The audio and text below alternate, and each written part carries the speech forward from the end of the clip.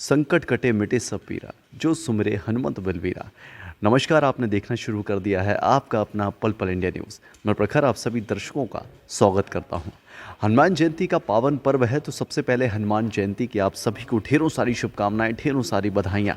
घर बैठे ही अपने इष्ट, अपने आराध्य को याद करें, क्योंकि एक बात याद रखिएगा, आप अभी अपने घरों में रहेंगे तो सुरक्षित रहेंगे।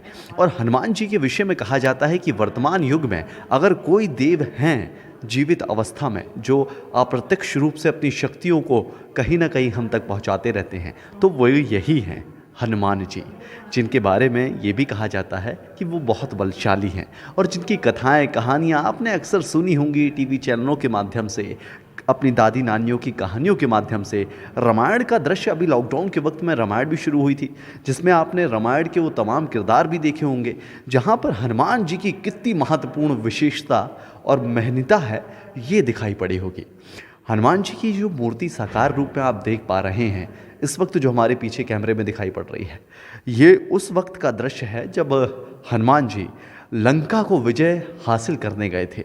आपको याद होगा कि जो युद्ध हुआ था रामायण काल का, वो इसी कारण हुआ था कि माता सीता को रावण अपनी कुटिल चालाकता से, अपनी कुटिल बुद्धि से अपहरण करके ले गया था। और उन्होंने लंका पर, हनुमान जी लंका पर उन्होंने माता सीता को रखा हुआ था। और वो वाटिका भी आपको याद होगी, जब वाटिका में माता सीता उस वटवृक्ष के नीचे बैठी हुई हैं, जिस वटवृक्ष के आसपास राक्षसनी थी, जिस वटवृक्ष के आसपास बहुत सारे दैत्य थे जो उनकी रक्षा के लिए, संरक्षण के लिए लगे हुए थे। उस वक्त भगवान हनुमान जी, जिन्हें हम बजरंगबली भी कहते हैं, और इन्हें यूं ही बजरंगबली नहीं कहा जाता है। जो मूर्ति आप देख पा रहे हैं, इसकी विशेषता यह है कि इस मूर्ति में जिस तरह से इसकी बनावट है उसमें अग्नि जल रही है।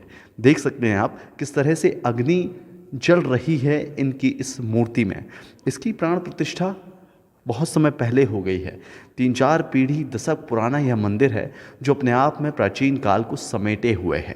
एक खास बात आपको जो मैं बताने वाला था कि हनुमान जी जब लंका पर गए हुए थे, जब उनकी पूंछ में आग लगा दी गई थी, और पूंछ में आग लगाने के बाद रावण ने सबसे बड़ी गलती यही करी कि तेल उनका, कपड़ा उनका, पेट्रोल उनका, और आग किसने लगवाई? हनुमान जी ने। और लंका में आग लगी, और लंका किसकी?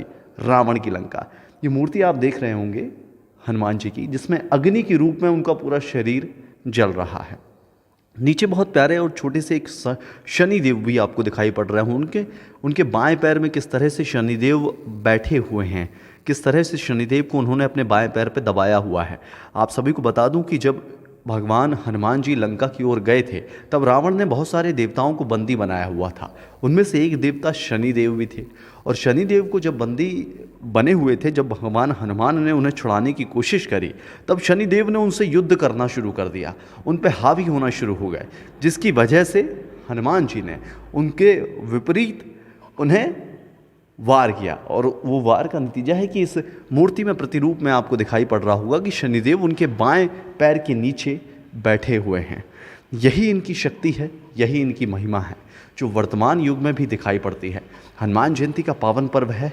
आप सभी देख सकते हैं कि इस मंदिर प्रांगण में और जबलपुर संस्कारधानी के तमाम मंदिर प्रांगण में किस तरह से श्रद्धालु जो पहले आया करते थे, कोविड-19 का संकट का समय है, और संकट के समय में भगवान को सिर्फ अपने घरों में बैठकर हम याद करें तो ज़्यादा बेहतर होगा। उसकी वजह यह है कि अभी की महामारी हम सभी को कहीं ना कहीं घेरे हुए है, और लगातार आप देख रहे होंगे कितने दुख भरे चेहरे आपको दिखाई पड़ रहे होंगे, लंबी कतारें आपको दिखाई पड़ रही होंगी। लेकिन भगवान हनुमान जी का आशीर्वाद अगर आप घर बैठे लेते हैं तो यकीन मानिए उनके आशीर्वाद से ये समय भी गुजर जाएगा, ये वक्त भी गुजर जाएगा। लगातार बनी रहिएगा हमारे साथ में, क्योंकि संस्कारधानी के उन तमाम मंदिरों के दर्शन हम आपको हमारे टीवी चैनल के माध्यम से करवाने वाले हैं।